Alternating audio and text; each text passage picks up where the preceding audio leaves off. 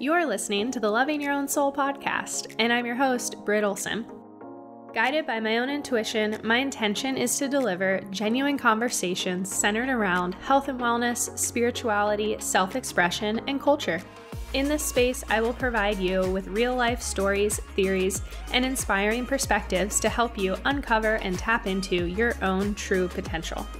I'm so grateful you've chosen to tune in with me on this mindful exploration to living a more fluid life through a deeper connection to the soul. Now let's dive into today's journey. Hello, and welcome to the show. I hope you are doing well today. I'm so grateful to have you tuning in here with us.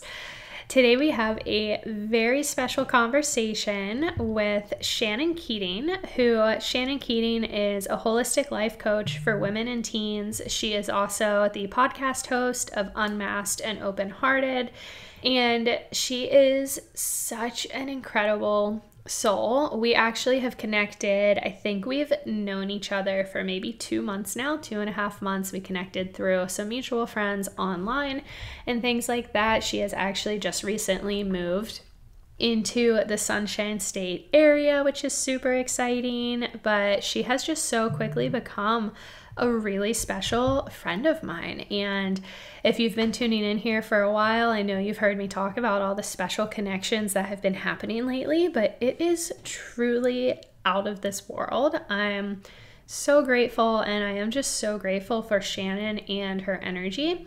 I know y'all are going to love her just as much as I do, and this conversation is really so special. You get to know Shannon on a more personal level. We talk all about transitions and moving through transitions, understanding Shannon's work with women and teens, which I think she just does such a cool thing by really advocating for the groups of teens and just that whole teen, not really generation, but age bracket, I'll call it, because I know so many of you, I mean, just even by saying the word teen, you can kind of like go back in time and place yourself into that teenage self. And there is just so much that takes place in that time of our life. So to be able to be a mentor for these girls and alongside just really working with them as they work through their own life experience and trying to move through this crazy world. I mean, it's just so cool the amount of support and tools that we have nowadays that can really reach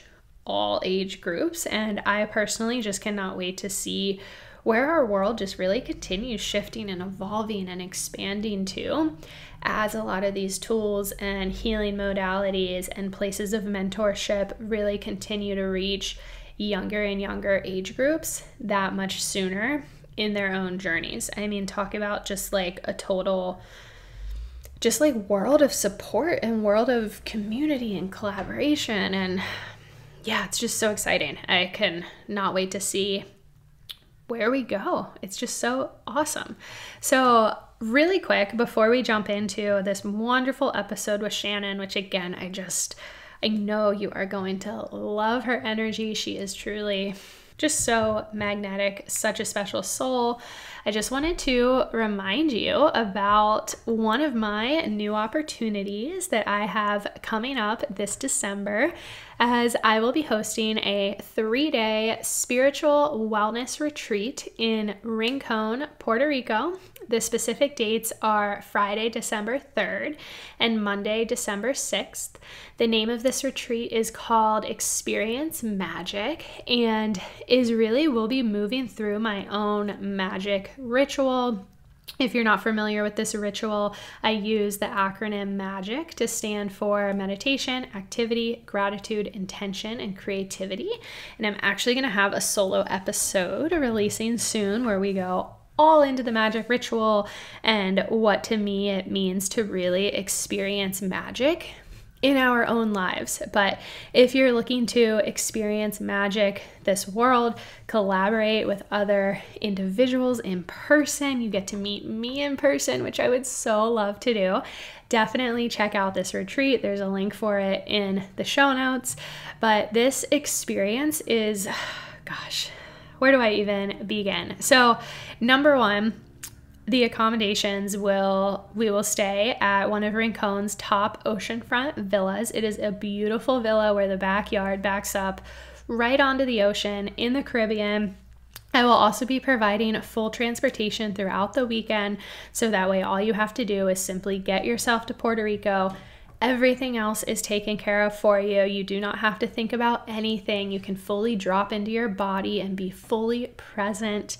We are centering this retreat around the new moon in Sagittarius, which takes place that Saturday, as we will be releasing and forgiving from the past year, while also looking ahead to what we are cultivating and calling in and celebrating for ourselves.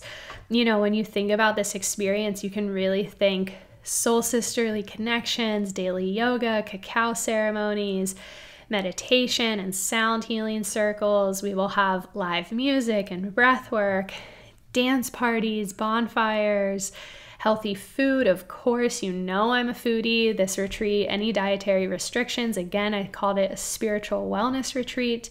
The physicality and health of your body will be taken into consideration throughout this retreat. And also, I'm just really providing you a time to relax and connect with yourself, connect with Mother Nature, and just relax and tune inward and really discover your own inner magic. So, like I said, you can follow the link in the show notes. You can also go to thebrittolson.com/experience magic to learn more. I have all different payment abilities. There are a few spaces left for the retreat. So if you are thinking about it, I would suggest not waiting, or at least contacting me, so that way I can work with you to reserve your spot. There are also payment plan options available. And yeah, I would just truly, absolutely love to connect live with you in person, share in these experiences together over the course of 3 days, December 3rd through the 6th, 2021, down in the Caribbean. So excited. But without further ado, let's shift gears here and go ahead and jump into today's episode with the ever wonderful Shannon Keating. Enjoy, and I will see you on the other side. Well, Shannon, welcome to the Loving Your Own Soul podcast. I'm so excited to host you on here, and you're another fellow podcast host, which is always so fun, but just welcome to the community on this side. Thank you. I know it's so exciting because, as you know, I've been gobbling up your episodes over the last couple of weeks since we got connected. So now I'll be an episode, which is so cool. Yeah, so fun. And I've been likewise so enjoying your episodes and everything you share on your own podcast, which I'm excited to I have a couple questions for you about being a podcast host. But first and foremost, for anyone who is new to you or your journey over here, you are an empowerment coach for women and teens, and you really just focus on transformation and helping women to reawaken to their own sense of confidence and self-worth and power. And I know you also lead a couple different guided meditations, and then of course have Unmasked and Open-Hearted, your own podcast. And I also just consider you to be just like a goddess of vulnerability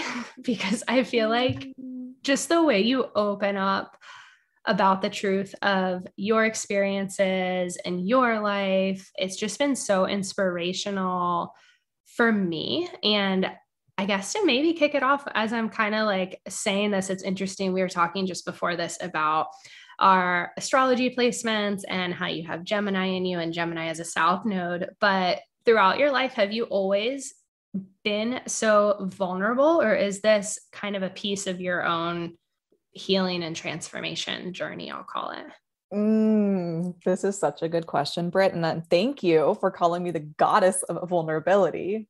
I'm going to write that down. That just kind of came out, but I was like, this feels like our energy for sure. Oh, I freaking love it. I'm like, wow, I'm just receiving that. And it's actually so beautiful because no, I was not always comfortable with vulnerability whatsoever.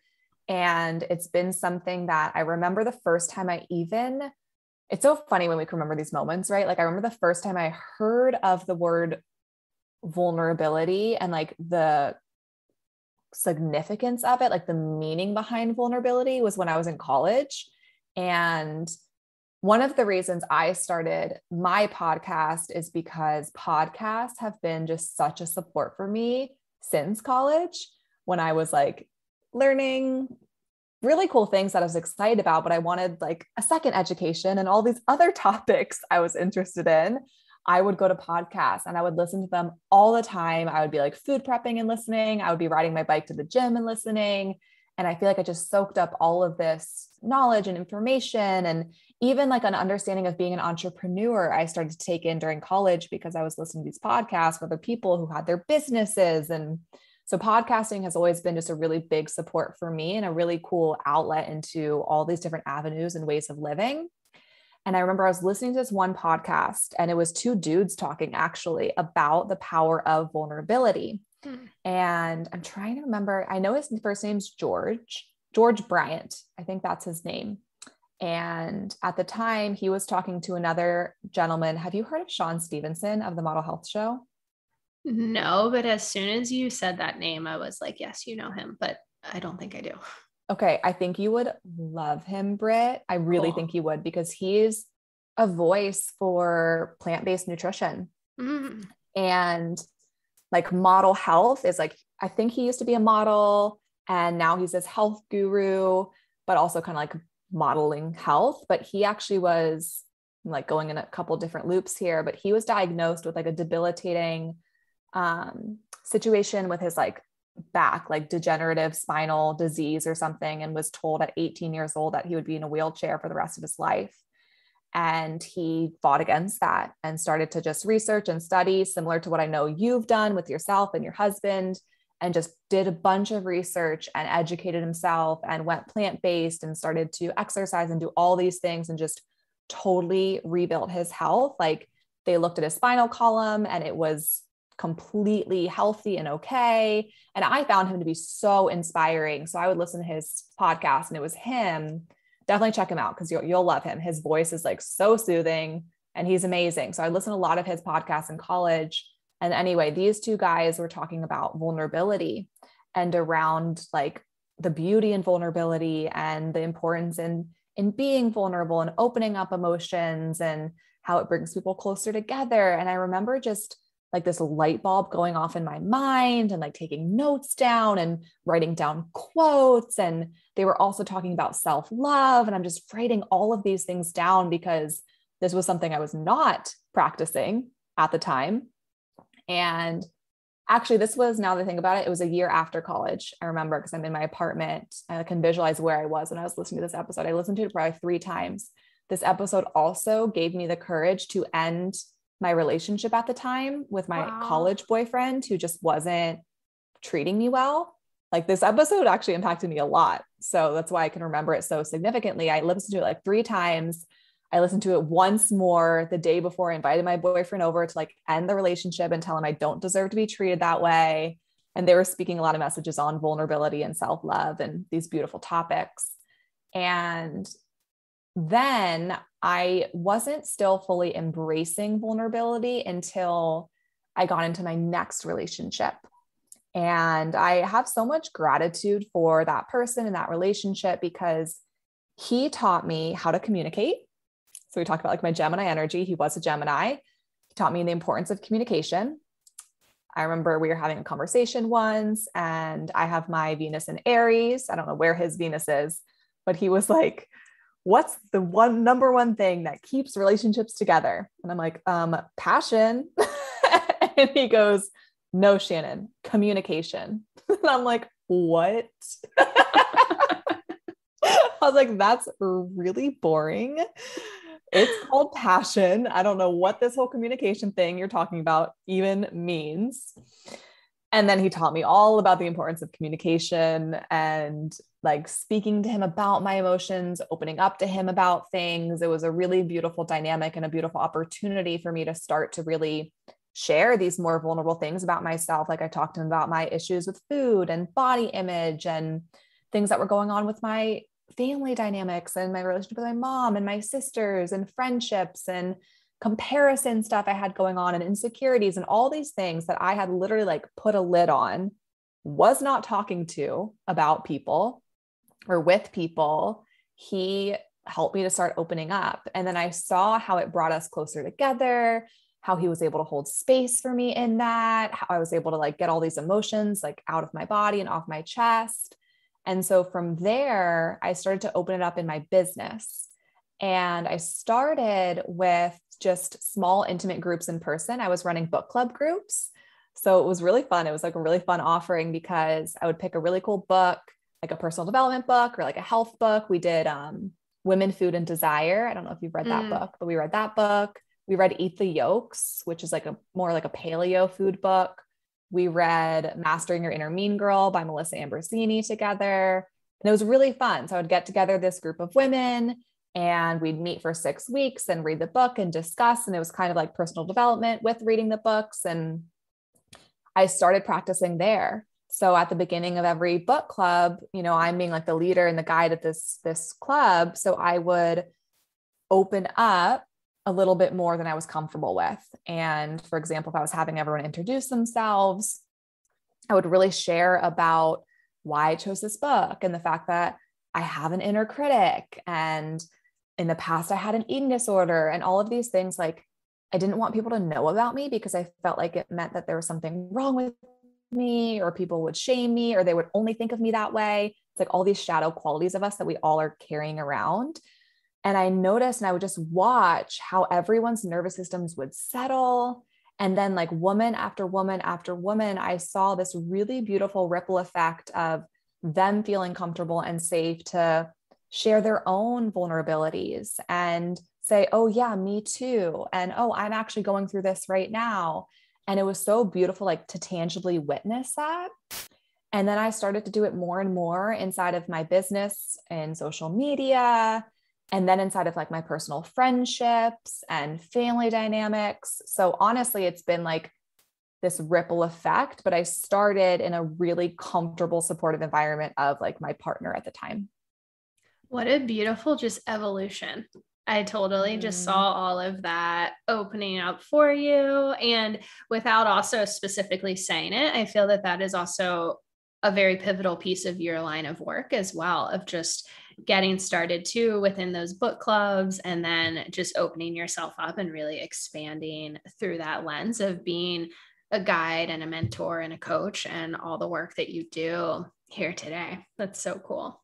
Yeah. It's really cool to reflect back and just see how all the stepping stones lead you to where you're at. And it's like, just take the next step, just take the next step, just take the next step. And it will unfold and you'll get more and more comfortable with it. Because I remember the first time I shared publicly, it was in an Instagram, or no, it was in a Facebook Live, that I struggled with an inner critic, and I had a past eating disorder and body image challenges and perfectionism, like all these topics that I talk about a lot today with a lot of comfortability. I hadn't told anybody about these. And I was sitting there because one of my business coaches at the time recommended that I share my story with people, because she's like, people need to hear what you've been through. They need to hear your story. You need to, be relatable and a comfortable space for people. And I was like, oh my goodness, this is so scary. So I just was like, okay, I'll do this. But I sat at a park outside so I could have Mother Nature grounding me. I'm holding my best friend's hand. No one can see her, so no one knows that's happening, but like outside of the frame, I'm literally holding her hand. She's like eating her dinner next to me as like emotional support. And I'm sharing all of this about myself. It was like a 20-minute live or something like that. I got so many beautiful comments and feedback from so many women about that, because that was the first time of me really being vulnerable publicly. And I remember at the end of that recording, I hit like pause. I'm like shaking, sweating, nervous. And my best friend was like, I didn't even know those things about you. Like that's how uncomfortable I was telling people about these things about myself, or these things I've been struggling with or experiencing. Like I was so under the impression that I had to literally be perfect and have all of my shit together with everyone without actually like letting them into my life. And these were like my best friend, right? Wow. That just reflected so much back to me on my own journey with vulnerability and sharing my voice and my truth. And I think that there's probably definitely friendships of mine who have probably heard me speak to some things that they didn't know that I've struggled with and gone through in my own life. But wow. And also kudos to you. I feel like sharing all that on Facebook also has a certain level of bravery too. We can kind of lean on Instagram as our crutch for like being vulnerable, but Facebook is like a big one. How was that experience for you? If you don't mind just diving a little deeper. Yeah, honestly, because Facebook, I love that like distinction because everyone understands. Yeah, it's different on Facebook than Very it is different. on Instagram because you have your family members and the kids you went to elementary school with and your elementary school teachers. Like there's so many people connected to you on that platform. I was so nervous. Like I literally remember sitting there, like I wanted to throw up. I was shaking. My hands were sweaty. And I also just remember, and this is like the piece that I think we all are scared of in like being vulnerable and sharing these things about ourselves, which I kind of referenced earlier, but just to re-emphasize it, I was so nervous that people were going to hear these things about me, like hear that I struggled with body image or that I am a perfectionist or that I am a perfectionist or that I had an eating disorder, that I have insecurities. And I was so nervous that that's all they would think about me when they saw me in the future. And I think that's something we all feel is, okay, if people know these things about me, then they're going to identify me as these things. They're not going to see the true me, or, you know, they're just going to see eating disorder when they see me, or they're going to see body image struggles or whatever it is that we've gone through, or they're going to know that I doubt myself sometimes and I'm not always confident. I think we're all wanting to put on these versions of ourselves or putting out these versions of ourselves that are confident and are capable, especially when it comes to like the space you and I are in, which I'm sure a lot of listeners are probably in this as well, where you have a business or you want to grow a business or you want to grow your professional life and you want to come across as capable and confident and knowledgeable and resourceful, and you're human and you have insecurities or past experiences. Like we all have both, but I think so often we think that we cannot share the messy parts or the struggles, or even I've gone through depression before and I had suicidal ideations multiple times in my life and things like that. You're so nervous about what others are going to think of you when you share those things, or if they're going to always be worried about you, or they're going to treat you differently. Or I was just so worried about, you know, past friends of mine being upset because they're part of my story and part of my challenge, or family members thinking different about me, or my friends at the gym. Like I belonged to like a CrossFit gym at the time, and a lot of them were like watching live. And I was like, oh my goodness, I have to go to the gym next week. And what if this is all they think about when they see me now, and they can't just see me for the real me? So yeah, there was a lot wrapped up in that. And I would be lying if I said I don't still have that come up today. Cool. Thank you for making note of that. It's so true. I was going to say too, to all that, even whenever I am vulnerable, and, you know, it's funny, I say vulnerable and like the word relatable follows suit with that as well. But I even think of my own clients and things like that of, oh gosh, are they going to suddenly hold this label on top of me? Or am I not credible enough for them suddenly because I shared this piece of me? As much as it's like, no, you know, I'm human and I'm going through things too. It's just really hard to jockey back and forth. So I so respect that piece of your journey, and then the continuation of it. Like you didn't just stop there. It's interesting, you know, we were talking about north nodes and things before we started recording, and like it just feels very purposeful to you with sharing so openly and being so vulnerable. Not to say that's like a lifeline of yours, but in where we are right now and where you have been, that feels just very, very significant to yourself and your lifetime. Yeah, it does. It feels like something that I've known. It's like, how you know things of like, how you know things about yourself, but you know what I mean? It's like, you just have those intuitions of like, I'm supposed to be an entrepreneur, right? Or like, I'm really supposed to help people, or I'm supposed to, for example, have a podcast. I'm supposed to be using my voice. I think we all do have at some level, I mean, how it transforms or how it, takes shape or form.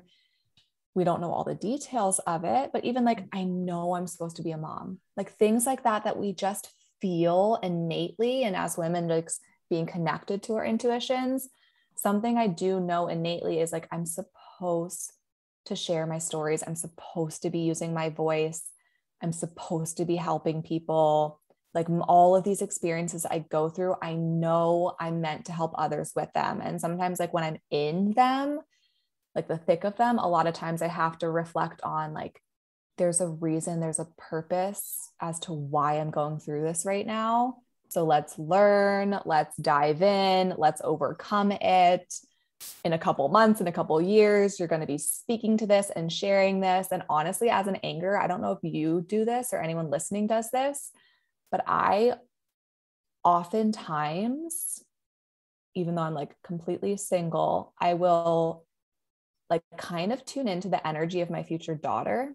And I will think about her and her energy and like what type of mom I want to be for her. And, when we're like doing this healing work and I'm thinking about my relationship with my body and I'm thinking about wanting to develop really healthy female friendships and sisterhood and wanting to be seen. I'm like, I want this all for her too, and myself. But sometimes like when we're in it and we're just like, ourselves aren't enough to get us through it, I'll like picture my future daughter of like, what do I want to teach her? How do I want to be showing up? Like, what do I want to move through now so I'm not struggling with it so much in the future? What do I want to be able to teach her or talk to her about? That can really help me to overcome things, in addition to like other people are going to be benefited by whatever you're going through right now. And like, you're going to share it. You're going to speak to it. You're going to teach on it.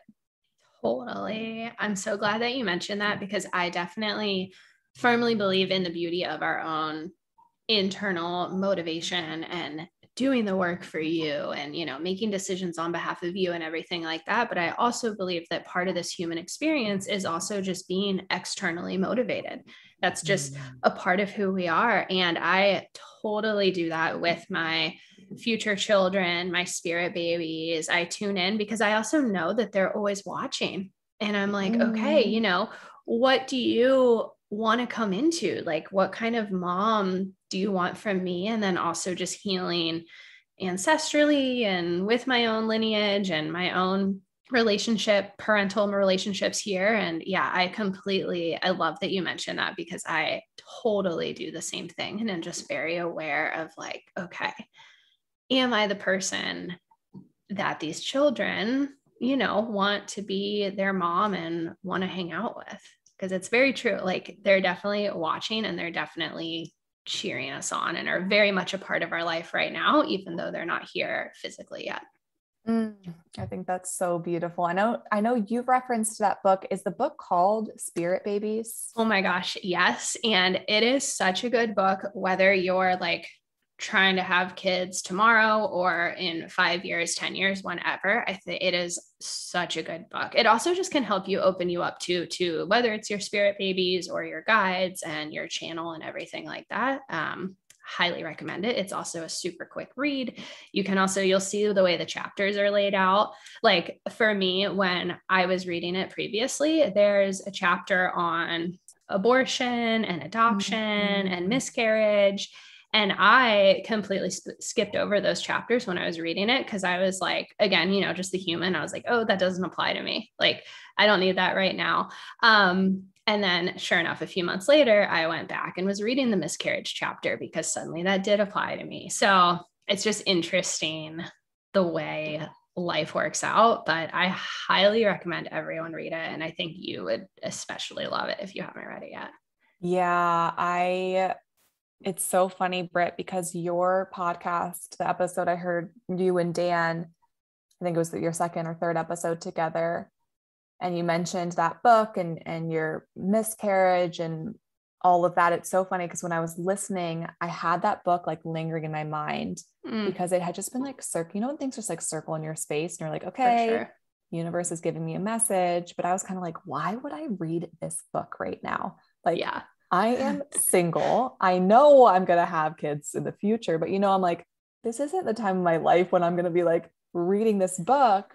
But then like, for whatever reason, I'm listening to your podcast. Like I was going on a hike and listening to the whole thing. And I had that book pop in my mind again. And then like literally a minute later, you referenced to it. And I was like, okay, this is the third time. Clearly I meant to read this book for whatever reason. So I'm just glad you gave it to that little testament right now. Yeah, for sure. Your podcast is called Unmasked and Open-Hearted is the name of it. How did you come up with that name? Because it is a beautiful name. Thank you. Oh my goodness. Yeah. I honestly, that was like one of the things where I was like, what the heck am I going to name my podcast? I think we can put so much pressure on ourselves around like the name of things. So I kind of just let it sit for a little bit. And it's so funny too, because it was prior to COVID when we're like literally all masking ourselves. And I launched it maybe 4 months before COVID hit. Really timely, right? That I have this podcast called Unmasked and Open-Hearted. But I was really just thinking about, like what I want to be a voice for and what I want the show to be about, and a lot of the work I do with clients and women and teens. And it is like unmasking who you're not, right? Taking off the masks of perfectionism and people pleasing and not being our true selves, and then opening up our hearts to ourselves, to our lives, to other women, to our dreams, to romantic love, familial love, like all of it. And it definitely, I think too, going back to the piece on vulnerability, now that I'm like having this aha moment come in, 2 things that I feel like I was more uncomfortable with in my earlier years, where I was not unmasked, I was not completely open-hearted. Like I wanted to close my heart a lot or have walls up against my heart and didn't want to be my true self, struggled with a lot of those masks. So it definitely speaks to a lot of like my own personal story and experiences as well. I feel that completely for you. So when you were starting your podcast, a couple like early episodes in, kind of the birth of your podcast also kind of took place during a transitional period in your life where you were moving from kind of figuring out where you were going to be going. You were in Colorado at the time, feeling like it was time for a move. I know here in present day, you obviously ended up in Maryland. I think you might have had a couple different trips and different locations in that process. But now, as we're recording here in real time, you're also in another transition, as you will be transitioning to a new state here pretty much in real time with this episode, which is really, really exciting. I would love to know, as we're kind of talking about transitions and you've been through a big one, now you're going through another big one. How do you know when it's time to actively, and I'll just use like a physical place, a location, but again, this can be a metaphor for a lot of different things. You mentioned your relationship earlier. How do you know when it's time to leave a place? That is such a good question. Okay.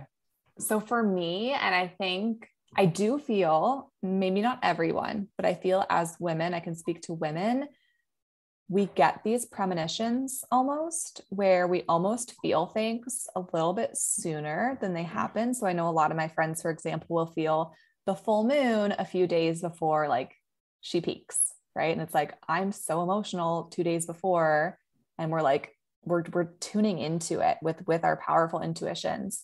So for me, it really is always like, with bigger decisions as well, it's like, I feel that it's going to happen soon, just not quite yet. And it's almost like this pre-grieving process that I'll go through, if that makes sense, of like, I'm already crying 2 months before I'm moving. or something like that. Like I remember it started for me, I don't know, the eclipse season was like a month and a half, 2 months ago. And I was sobbing because I knew that change is coming up and I'm going to move. And even though people are like, it's not happening right now, like you're fine, like be here, be present. It's like, you just feel it in your body, if that makes sense. And so that's one thing for me. It's like, I think you have to be really connected to your body, which I know you speak a lot to. It's like, we've got to be connected to our physical bodies and our intuitions and our sense of knowing when things are right, when they're not right. But to me, it's like, it's this feeling sense of change is coming. I've got to shift things, or like, it's almost like the energy feels like it's old. It's, for lack of a better word, like, actually, that's not a great word. It's stagnant. The energy feels like it's stagnant. And it's almost like this feeling of, gosh, I was vibing in this place and things were going well. And I feel like I was connected and I was connecting, and like I was literally working with the energy of this relationship or this business offering or this physical location. And now it's like, I'm just not quite vibing anymore. And maybe that means like you just have to shift something in your life, right? Like I know with relationships, there's ebbs and flows. So maybe you have to just, shift things, or go to see a relationship therapist, or, communicate or do something together. And there's that.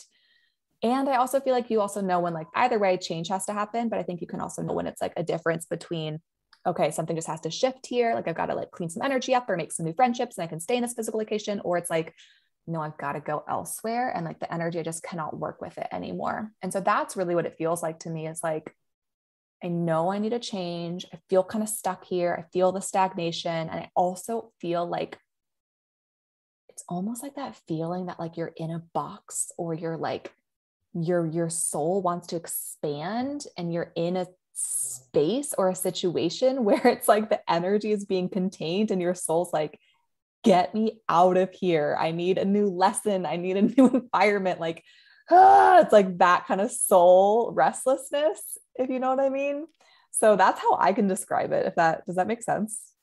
Completely. Yes. 100%. I mean, it definitely does to me, and I would anticipate it will for others for sure. Even in myself, like I'm very much in a transitionary period as well, kind of a physical location. I think it might just be as physical as our house, and it's a new house in the same area we're moving to. I don't know, but I felt that like restlessness the last like 3 months, I would say, where I found myself kind of looking on Zillow and just looking on different places and no real intention, and who knows what's going to happen for us. There might be a little more clarity when this episode comes out live here in a couple of weeks. We'll see. But I definitely feel you on that kind of that premonition, the restlessness. You can sense that there is a change. You may not be able to like physically pinpoint it, but something is festering and happening for you. And then to that same thing, like my soul, I definitely hit that point where I'm like, oh, okay,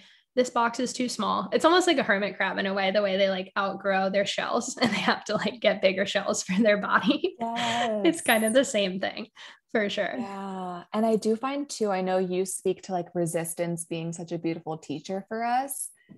There's always resistance. And it's like, yeah, there's fear. There's always going to be fear of the unknown, of new, of change. But there's also resistance of like, I know this is good for me, but I'm resisting it. For example, like with moving, or even like I'm about to live alone. For one of the first times in my life, I lived alone for 1 month in Mexico, and it was so great. Honestly, I loved it. But it was also like I resisted it big time. Like I tried to avoid it. I was like, I'll live with these people. Okay, no, I'm not living with those people. Oh, I'll live with like this dude. Okay, no, that is not working out. Like spirit's literally like, no, no, no. Finally, I got my own place, and it was actually really, really nice. But I think just our minds get in the way of like, oh, with COVID, am I going to be lonely? What if I have to isolate myself or make new friends? Or I've lived with people in the past before and like it worked out so well, but like for whatever reason, my soul's calling me to live alone right now. And like, that's what my intuition's guiding me to. So there's also this sense of being so tapped into like your intuition and your soul. And I know this is like the Loving Your Own Soul podcast of, I feel this knowingness in my soul that like, this is a healthy next step for me. And there's resistance here. And that's okay too. So I do find like there is that element of like resistance to the change, resistance to the moving to a new location, or the discomfort of it all. And that's a good sign, right? Mm-hmm. What do you do personally with those, or even what do you recommend to your clients on kind of the same thing whenever you are met with resistance and discomfort? Like, how do you kind of move through that, or even fear of the unknown too? Yeah, there's so many different things I do, and let's see, there's a couple things I can speak to. So one is discernment between what is a no in your body versus what is resistance. So that's taken me quite some time to figure out, and I'm still sorting through that one because it's kind of a fine line between no, I don't want to do that versus this is scary, because both have like the energy of like anxiety and fear wrapped up in them. So that's one thing of just really understanding your physical body and knowing, okay, is this resistance or is this a straight up no? And knowing the difference. So that's a practice that I cultivated, honestly, when I ended my last relationship just about 3 years ago. We're going on the 3-year anniversary of that big moment in my life, because it was like one of the scariest decisions of my life. And I told myself, if I can do this, I can literally do anything. So sometimes I like pull myself back to that experience and I'm like, Shannon, you did that. You can do anything. Okay. I'm like, okay, What okay. a beautiful checkpoint though, to always refer back to.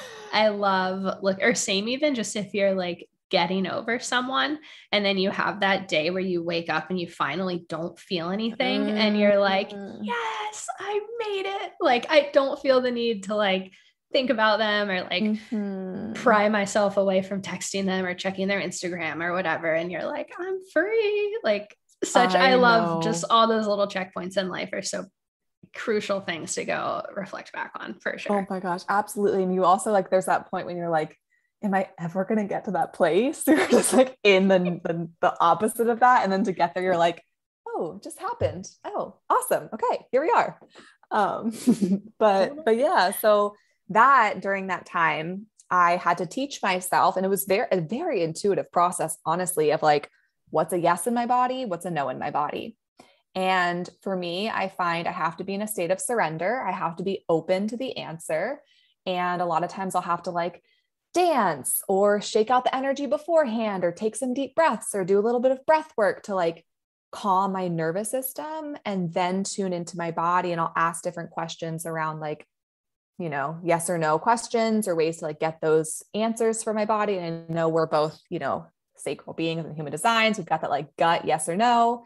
And I've tested this out with a lot of different clients who are not generators or manifesting generators. And like, it works for them too. Like your body has a yes and your body has a no. Cool. Even if you're like a projector listening to this, or a manifestor or reflector listening to this, maybe that's not like your authority in human design, but you still have like a yes expansion and like a no contraction in your body that you can attune to.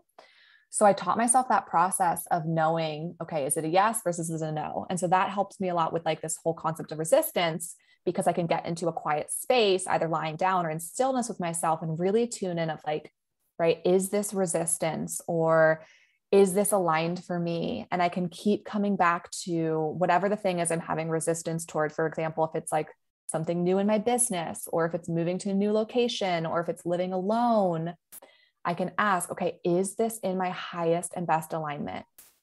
Yes, it is. My body's expanding. My gut is saying yes. Like my sacral is opening. My heart is opening. Okay, I know it's aligned for me to live alone. Therefore, I know when all of this anxiety and fear and all of these like mental doubts come up, I know that's resistance right there. So then my focus is, okay, I have to keep working on the resistance, or just keep meeting the resistance and loving the resistance. And I think that's one of my favorite things to do, is really love the resistance and love your way through the resistance and be really gentle with yourself and be really compassionate with yourself.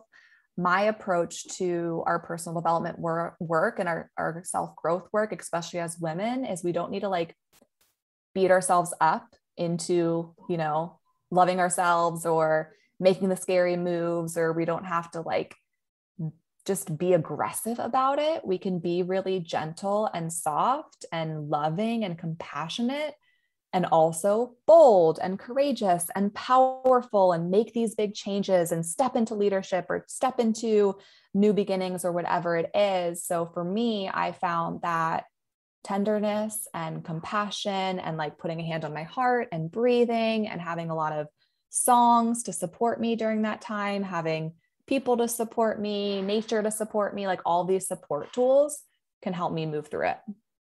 Cool. I love that.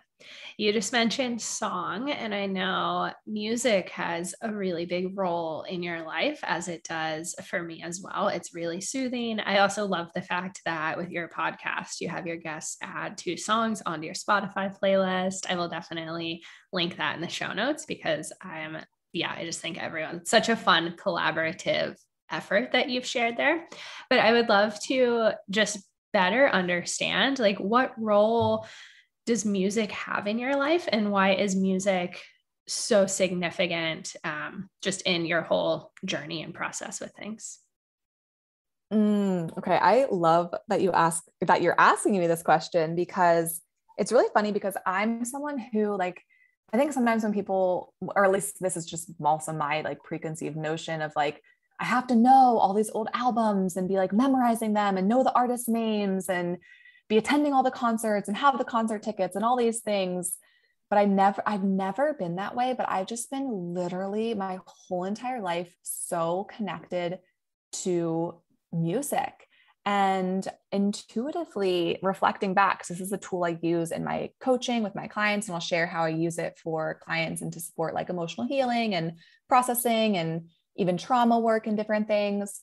But I intuitively started to do this when I was like 10 years old, 11 years old, 12 years old. And I know probably a lot of us do this when I was in emotions or in a funk, or I was sad, or I had a crush on someone and I didn't know if they liked me back, or, the first time I was heartbroken or whatever it was, or I was mad at my mom or just anything. I would go in my room and I would play music, or I would put my, what is it, like an iPod Nano, and I would like put my headphones in and like walk around the neighborhood and just listen to music. And oftentimes, even in my room, I would like Google the lyrics and I would sing the songs out loud. And I was just always using music and lyrics to support me emotionally. Oh my gosh. Same. Yeah. Yeah. And I think it's like something we can all really connect to. And even like, I shared about this in I think another podcast interview, like when I wasn't in the mood for something in college and like my friends wanted me to go out and have fun, they'd be like, put on Taylor Swift, it'll get Shannon in the mood. So we would like blast Taylor Swift and like my mood would change. I'd be like, okay, let's go out. Right. So it's like just this thing that we can use to support us in the emotional landscape of our lives. So I did that a lot when I was younger. And then I started to use this as a tool probably 3 to 4 years ago, when I first started to really feel my emotions, because I was still healing from body image and food challenges. And so I was working with like pretty much a intuitive eating and food psychology coach. And she mentioned to me and the rest of the group, it was like a group we were going through, of like, this is all rooted in emotions. Like your eating disorder is rooted in emotions. It's an emotional issue. So she started to tell us we have to feel our emotions. And I remember at the time I was like, I'm not going to feel my emotions because they're not going to stop. She was like, yes, they will. And I'm like, no, you don't know me. You don't understand. I've been bottling these up for years. You don't understand how deeply I feel things. If I feel these things, it's never going to end. I'm going to be a crazy person. I'm going to be out of control. So no. She was like, okay, I challenge you to feel your emotions this week. And I was like, what the heck? You just want me to feel this? Like, I will literally not be able to cope and live a normal life if I'm feeling this stuff. Like, I do a good job of just like exercising and bottling everything else up and like waiting until like I have to feel something because like someone triggers me in a massive way and then I'll explode. But until then, like I'm gonna literally put a lid on it. So she challenged me to feel. And I can't remember if she recommended the music or for something I just naturally started to do intuitively, but I would start to play music to support me because I was like, one, I didn't want to just openly feel my emotions without some type of support. And two, it just really helped me to connect to the energy that I was feeling and like literally helped me to move the emotion through me. So we can imagine almost like, you know, you're drinking water to like help move stuff through your body, or like, you know, you do like the lemon water in the morning of like moving the toxins through your physical body, hydrating you. So I found that music served the same role for me of, okay, I'm sad and I need to feel this. I'm going to put on sad music and I'm going to cry. And the music is actually going to help me to move the tears and move the sadness through my physical body. So I started to do that intuitively and just found it to be so supportive for me. And so then just naturally started to just develop these different kind of like step-by-step processes for feeling emotions in an empowering way for women who, like myself, were like, I'm really sensitive and I'm scared to feel that, or I don't feel safe feeling that, or what do I do afterwards? Like what happens next? So I started to develop these like step-by-step processes for it. And then I would develop all these playlists on Spotify with different themes around like anger, sadness, fear, loneliness, romance, love, like all of these themes. So people can like find those, play them, and just be supported in whatever they're experiencing or feeling and feel less alone. Because the last thing that I love about music, I mean, there's many things, but whoever wrote the song, whoever's singing the song, whoever's composing the song, they have felt exactly how you are feeling because they wrote a freaking song about it, or that has the energy encapsulated in it. So automatically that makes you feel less alone, less crazy, and like there's someone who resonates with how you're feeling. And so that alone I found to just be so, so helpful. Wow, I never made that connection before. I've like tried to dive into their lyrics and, you know, just the music, but never at that emotional level. But you're so right. It reminds me of just the beauty of podcasting and like the space we're in, where through the power of storytelling, because music is definitely a sharing of stories and emotions. Like you said, you connect the dots that it's like, oh, I'm not the only one. Phew, glad we got that over with. Like, thank goodness. That is so beautiful. What an in-depth answer to that. I resonate so, so deeply with that. Thank you for sharing all that.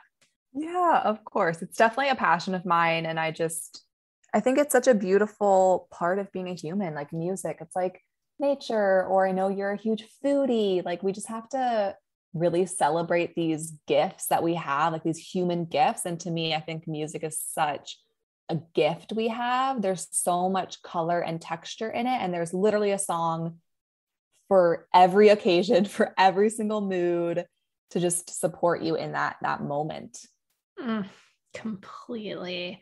One of my friends, Leia, she's a creative and she says something about music. I wish I could remember. It's so good, but it's about an artist, of just basically the power of sharing your gifts, and how, you know, if some of these like musicians and things weren't sharing their gifts, like we wouldn't have this opportunity to connect with their music, but then in return connect with ourselves that we do. So that is so, so cool.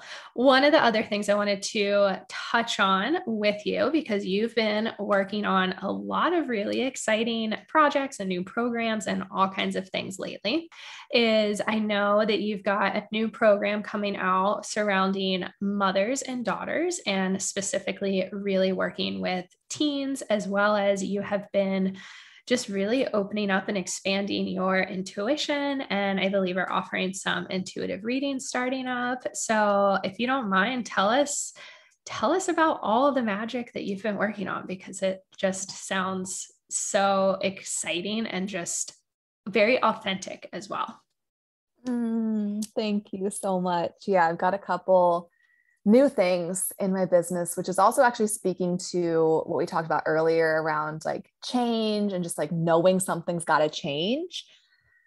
I had been feeling that pretty much all of August and probably a lot of July, to be honest, as well, and June, of like, I love my business and like offerings have got to change. Like, I've got to learn something new. I've got to develop something new. I've been doing the same thing now for about a year or so. And I think last year, a year and a half ago, I got really into human design, and that brought like new energy and new life to things. And so I was kind of like sitting and waiting for the next exciting thing to come to like help develop things and bring a newness or an evolution to my business. And I'll talk about the intuition and then the mother-daughter stuff, because the mother-daughter stuff is really just like an extension of my heart and my work. And it's really, really exciting. But with the intuition, you had Jess Babico on the podcast, I know, and I had her on my podcast as well. And I had been looking for someone to help me with my intuitive gifts. And this had been something that I'd shared to friends about, before, and just knowing, okay, I'm a Pisces. I know I'm intuitive. I know I'm psychic. I know I'm tapping into these gifts already, but I'd also love some structure and some guidance in like harnessing these and, supporting others in their intuitive gifts and doing intuitive readings and all these different things. And so just synchronistically, Jess came into my world. Then my friend Patrick recommended I take a program with her and learn from her as a mentor. And it just turned out so beautifully to where she gave me all of that, like all of the structure and the guidance and the meditations and the processes and the understanding of the different clairs and how to connect to spirit guides and how to actually open up space for someone else and have boundaries and take someone's energy in and then release their energy, and just literally all of the structure to actually do these really incredible intuitive readings. So I've been studying under her for the last couple of months. And then behind the scenes is like classic manifesting generator, reached out to like 15 different people, 10 of whom booked in with me and started to simultaneously do intuitive readings for them. So I'm just like so freaking quick. And I was like, all right, I'm going to just do all these readings. And so I was like offering them these readings and then also practicing in Jess's group. And it's just turned into this really beautiful offering that honestly gives me a lot too. They're really energizing.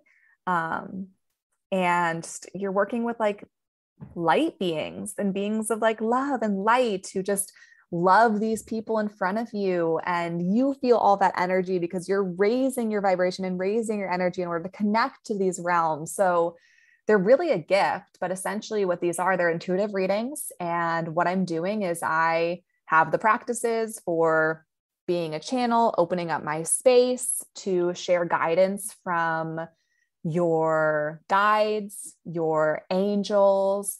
At this point, I have had past loved ones and ancestors come in, although I'm not trained in mediumship. So I don't really dive too deep into that at this point, at least, just to be fully transparent. But some of those messages have come through for people and they've been very real. And then God, universe, spirit, source, these higher realms of just energy. And I always tune into beings of light and love that have the person's best interest in mind. And they're 45 minutes. They're really beautiful. People can have the time to work through typically 2, maybe 3 areas of their life they want guidance in. It could be a relationship. It could be career change. It could be creativity. Love, of course, comes up a lot. What else has come up for people? Healing.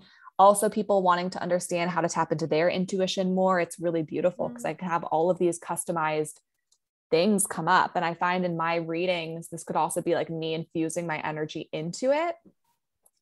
The guidance that comes through, it's very customized and individual. They speak in their language, which is just phenomenal to see like how one reading changes from the next one. But then what's really beautiful is typically there's like practical steps or tools someone can actually work with to then integrate and embody something further. So for example, you know, if a woman's coming to me and she's struggling with her relationship with money, like a process for her will be channeled through that she can work with every single week. Or someone who came to me and he's like really interested in developing his intuitive gifts and healing abilities, and some healing that he has to work on within himself, channeled through, and then like how he can do that with breath work and essential oils. And like, there's a lot of like practical stuff that comes through. So I think people enjoy that because then they have information, but also like a next step of like integrating the information too. And I just find the integration is so key. I love that. Because it's like, okay, great. Now I know that like this is happening, but what do I do with this information? And something that Jess has taught us is like, you want these readings to be very healing for people. So I always set that intention that like within this space and in the future, this reading and this experience is going to bring about healing and growth and transformation to this person, whether it's through the messages they receive or even a healing practice we end up doing during the intuitive reading, which can happen sometimes, or in the integration afterwards. So those are the readings. They're really fun. If it speaks to you, just get connected with me, or Britt might have some links, or there's going to be links in my Instagram where you can book in for one of those. And yeah, that's more about the readings. I love them. I mean, I'm feeling it right now. I'm like, ooh, I think I need to book a reading with you because just to experience your own gift and flavor of intuition and everything like that, because we all give and receive so uniquely, which is another piece of the work that I think is just so beautiful. Yeah. And it's been really fun for me too, just to step into this and have fun with it and trust myself in it too. I think that's something that Jess has taught us, which actually I love about doing readings for other people, is that I don't have an agenda. My ego's not attached. There's not emotions on my end that are attached to any of this. So I can really like put my ego aside, put my mind aside, and just share the information that's coming through, the images that are coming through, the feelings that are coming through. And it gets to be this really beautiful co-creation between me and the person I'm reading for, versus sometimes still when I'm reading for myself, I've learned to like trust in it more and more and more. But then there's our attachments and our ego, and things are being filtered through like our agendas and our minds. So it's a little bit more challenging sometimes, versus I find it to be very refreshing when I do a reading for someone else, because it's like all of the information just comes through and I just get to share it, which is really fun. So fun. Oh my gosh. I love it. It'll be interesting too. And I'm excited to hear about as well with your mother-daughter program and work with teens and everything, how that intuitive piece, which will naturally, of course, just kind of mold together, but where that piece comes into play as you continue on. Yeah, I know. Cause I do have this, I mean, I know it's like we attract, you know, when it's clients, it's like we attract someone who either is a past version of ourselves, or they've been through something similar, or they're drawn to us because we have a skill set that they'll benefit from. So I really feel like I'm going to start to attract a lot of teens who are very, very intuitive, emotional beings, you know, probably old souls or new souls, who knows, but just who need this kind of support and like really connecting to their intuitions. And then also supporting mothers in understanding how to help their daughters connect to their intuitions and to connect to their own intuitions as well. So it'll be really cool how it just benefits that work. And then going into the mother-daughter program, this is actually really cool because I'll share a little piece too, because I feel like people listening will just benefit from hearing this part of like manifestation.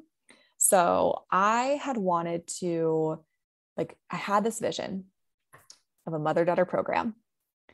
And even though I am someone who loves being the leader and like likes to be in control of everything and like do it my way, I also had this vision that I wasn't doing this program alone and that I was actually collaborating with a mother, because I'm also someone who I coach a lot of mothers and I feel confident in doing that. And I do a lot of coaching based on my experience. So there's certain things about motherhood that I just don't have an experience in. and, the things moms are going through and their perspective. I don't have that perspective. I've got a unique outside perspective, which could be really helpful. I just cannot speak to, I understand what it's like to be a mom of a teen daughter. I know what it's like to be a teen daughter. And I know what it's like to mentor teen daughters.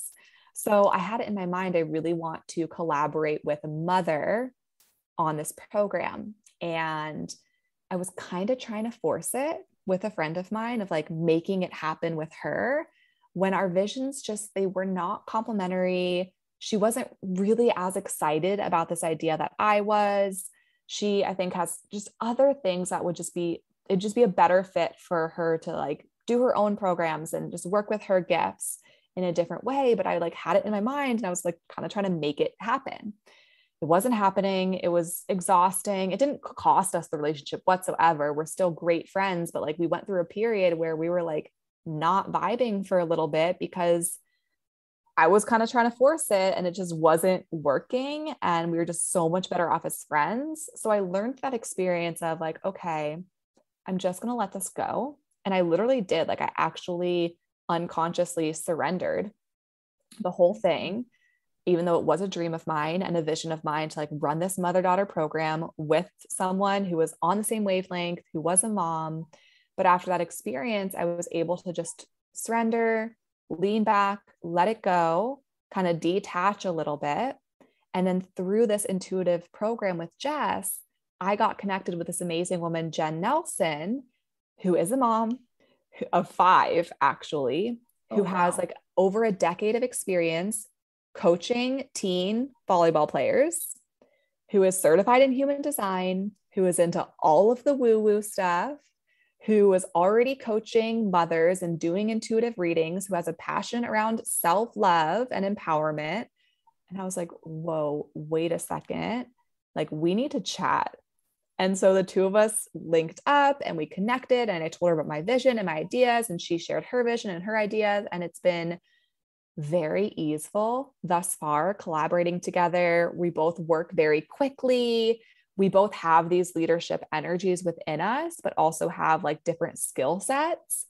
And it's just been really, really cool to witness this. So what the two of us are starting to do is co-create these mother-daughter experiences. So we're going to start with, and depending on when this airs, these might still be happening. I'm sure they'll be happening later on this year, but in September, we'll be doing a few free workshops. And even if you're a mom and listening to this, or a mom of a teen or an aunt of a teen or whatever, and you're listening and you're curious about like getting the recordings to these workshops, just reach out, because we'll have the recordings and the replays. But we're going to do some free workshops on like emotions and human design and self-love for mothers of teens. And then we're also going to be running a program, an 8-week program called Mother-Daughter Magic, that is intentionally designed to support the mom and daughter at like bonding together while stepping into self-love and intuition and communication and emotions and healthy hormones, and just really empowering themselves from the inside out. But the beautiful thing is we're going to be doing the journey together, like as a beautiful group, an intimate group.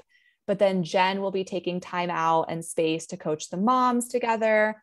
I'll be taking space to coach the teens together. So they'll still like have, a group of teen girls going through the work together, moms going through the work together, can ask their own individualized questions, but then we're harmonizing it so that the mother and daughters can really meet each other where they're at and like grow together rather than grow apart.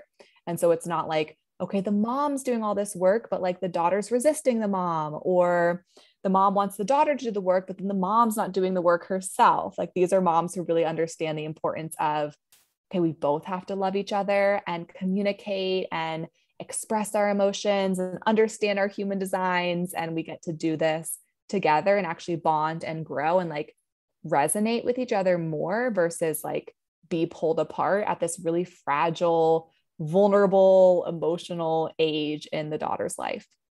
Wow. What just a cool marriage and blend of the two. I mean, I'll never forget the first time you shared the initial concept with me. I was just like mouth on the floor, like, this is groundbreaking. I just think it's so cool and so beneficial. I mean, even I know I've said this to you before, but like, I would love to have this program now as an adult for like stepping into an adult and like for the parent, you know, the mom side. Okay, how do I now act as a parent to a child who's not always your child, but is no longer a child and is actually an adult? And then same just with the teens and everything. I mean, just such a pivotal time of your life. I just love that. And I also love too how in your own process and journey of really bringing this program to life, you also just gave such a beautiful depiction on force versus flow and the way it wasn't working out. And you were like trying to make it happen. Finally, you know, let go, released it, surrendered, almost like released the outcome. And then it was like, ping, here you go. This is how it's going to happen. It's so cool. I love it so much. Well, where can people find you to connect with you, check out your programs, follow your journey? You also have some really incredible Instagram lives as well. I definitely would recommend like looking back through your feed and like binging, because you give a lot of just incredible pieces of information on there too. Thank you. Yeah, I've had to be really intentional. Okay, how am I using Instagram? And I want it to be an empowering space and to people to get value out of it, because that's my main social media. So you can find me on Instagram at Shannon Keating. By the time this airs, my website will be definitely live. So that's shannonkeating.com. I've been doing some revamping behind the scenes of that, but shannonkeating.com. And then email is hello@shannonkeating.com. So it's really my name and you can find me, but best place to connect with me would definitely be just shoot me an email or message me on Instagram. And if you can imagine from listening to this, I'm a really open, down to earth, easy to talk to person. So if you have questions about anything, you want to let me know that something landed with you from this episode, you want to ask about my readings, or you want to hop on a Zoom call if you're a mom and chat about the mother-daughter program or opportunities, just get connected, because I'm totally open to hopping on a complimentary Zoom call, chatting with people. I'm not a highly, pressure-filled person whatsoever. And I just love connection. Love that. Well, as we kind of wrap up and close out here, I end all my episodes with some loving your own soul questions, which are just some intuitively chosen on the spot questions, so everyone can get to know you just a little bit deeper. We were talking about astrology for a little bit before we jumped on here. And I know a lot of our listeners love astrology and just love learning who we all are. What is your sun, moon, and rising sign? Okay. I am a Pisces sun, an Aquarius moon, and a Gemini rising. Cool. You have such a fun chart. Earlier, you were mentioning your Aries is in Venus, and I thought that was interesting because I'm an Aries sun. But what's cool, and this goes into partnership and friend charts, my Venus is in Pisces. So, oh my gosh. Yeah, I'd be curious, just as our relationship expands, where those come into play for us, because that does not feel like a coincidence by any means. Oh, that's so cool. I love that. That's funny because there's another woman that I love. Her name's Natalia Benson. Oh, I love her. Yeah. She's got her sun in Venus, no, opposite. She has same as you. She has her sun in Aries, Venus in Pisces. And I'm so drawn to her. So I thought that's really cool. Cool. Oh, I love that. So fun. Your human design, you mentioned that you're a manifesting generator. What is either your profile or anything unique about your chart that you'd like to share with us? Ooh. Or both. Ooh, I'll share two. Okay. My profile is a 3-5, which is the martyr heretic. Or I think, if you go to like the quantum terms that Jess shared, it is, I think, like the experimenter visionary leader or something like that, which I like a lot better. Yeah, I do too. That's the 3-5. And then I feel like something really unique that I've really started to love about my chart, which at first I totally judged, which we do, is my G center is completely open. So there's like nothing connected to it. It's wide open, undefined. And I actually think it's like a really big superpower of mine because I read people really, really well. People feel naturally very comfortable around me. And I can always tell, like, if I'm around people or environments that are healthy for me or not healthy for me, like, so immediately and so obviously, like, it comes into my G center and I'll just like, I vibe or I don't vibe. And that also helped me with things like change and travel and whatnot, of knowing if I'm in an environment that's good for me or not, because that G center is so sensitive to the environments you're in. Cool. I love that. I love that you just mentioned that one of your open centers is really your superpower. We could probably go into like a whole nother conversation about that, but just wanted to repoint that out. If you were a fruit, what type of fruit do you think you would be? Ooh, okay. Right away, grapefruit came to my mind. I do not know why, but maybe because they're just like so pretty and juicy and a little bit sour, even though I wouldn't even consider myself a little bit sour, but I just like, they're just really pretty. And I don't know, I can't really tell you why it came to my mind, but a grapefruit came to my mind. Maybe because you can like sprinkle a little sugar on them, a little cinnamon on them. You can broil them. They're very versatile. And I just genuinely like a fresh grapefruit in the morning is the best. So I guess I would be a grapefruit. Grapefruits feel very feminine to me as well. And I definitely feel that you are very much in your divine feminine. So that's cool. Thank you. Yeah. Yeah. If you were a flower, what type of flower do you think you would be? Ooh, for sure. A sunflower. I almost said a rose. I love roses, but I think I would be a sunflower. Cool. Love that. What color resonates the most with your soul? Ooh. I'm getting both orange and yellow, but then also pink. Oh, it's like a grapefruit. Yeah, there we go. That's cool. I love that. What was something you loved to do as a child? Oh my gosh, collect bugs. Yeah, little like bug farms, or like I would collect ants or caterpillars or worms. Yeah. So sweet. Do you have a favorite photo of yourself? I do. I've got this. Oh, I love this question. It's actually an inner child photo. And it's on one of I use like binders for like, one binder is like all like my personal stuff, like admin stuff. And one binder is like my business admin stuff of like paperwork.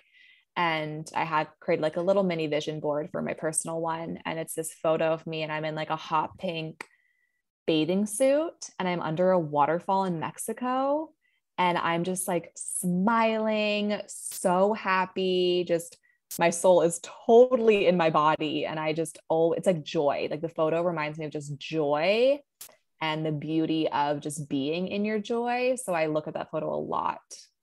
Oh, I love that. All your answers have been very like joy, beauty, happiness, energy. That's so fun. Yay.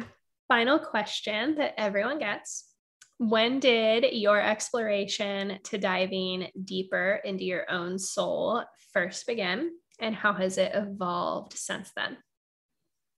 Ooh, it was definitely, what I'm getting is when I graduated college. And I'll be honest, like I started meditating in high school when I was healing from my eating disorder. I had therapists help me with meditation. So there was definitely some of that work at an earlier age. But I feel like I really chose to dive into it more intentionally, probably the last couple of years of college. And then when I graduated college, because I realized, oh, I actually don't want to do what society wants you to do with your life. And I'm not going to be happy at a 9 to 5 job. So I tried that. Well, actually, even the job I got wasn't a 9 to 5 job. I was like traveling around and stuff, and it was really, really fun. But even in that, I realized like, oh, shoot, I need to go deeper because I want to do something that's totally different. And so at that time, I enrolled in nutrition school. And what I did was I actually had thousands of dollars in savings from like babysitting and working as a lifeguard throughout my life. And then birthdays and things I would put into the savings. And I used all my savings to go back to nutrition school. And then while I was in nutrition school, I started my own business. And so I would say it was really about that time that I started to dive into my own soul and like what I'm really here to do. And then, I mean, it just evolves more and more. Right now, I'm, as you know, like in my Saturn's return, and I feel this like maturity happening for me that I wasn't quite honoring or stepping into prior. And I think that's a lot of like what Saturn's return is really here to teach us, is like maturity and growth and discipline and these different lessons. And I would say that, yeah, every year it kind of takes a different shape and form based on like what I'm curious about or what my soul's guiding me to. But it was, yeah, really in that like pivotal moment of like, okay, now I'm going into like being quote unquote adult, that I really started to dive into, okay, I'm going to be a different kind of adult. So let's work on this. Amazing. Well, Shannon, thank you so much just for everything you shared. It's funny, I was just going to say coming here with an open heart, but I feel like that's a little cheesy because that's the name of your podcast, but also just very fitting though for everything that we spoke about today. So thank you so much. I just so love your energy and so just honor who you are and everything that you're sharing in this world. Thank you, Britt. Likewise, thank you so much for having me on. I love talking to you, and thanks everyone for listening. All right. I mean, do you just not love a Shannon as much as I do? She's the best. Like I said, just the connections that have been happening lately, they are so soulful, and I am just so grateful. I pinch myself sometimes.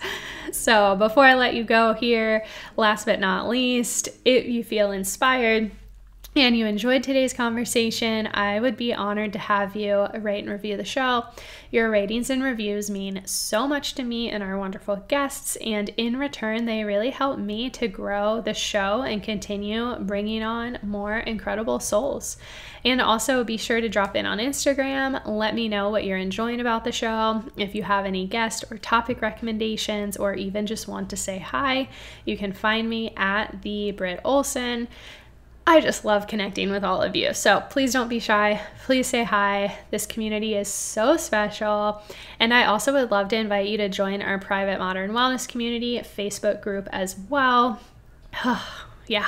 And our retreat. Do not forget the retreat coming up down in Rincon, Puerto Rico, December 3rd through the 6th, 2021. Experience magic. Follow the link in the show notes. I would be so honored to see you there and get to hang out with you for a few days. So it's going to be fun. Thank you again for tuning in and being a part of this community. Thank you, Shannon, for holding space with us. And I truly look forward to continuing the journey with you again soon.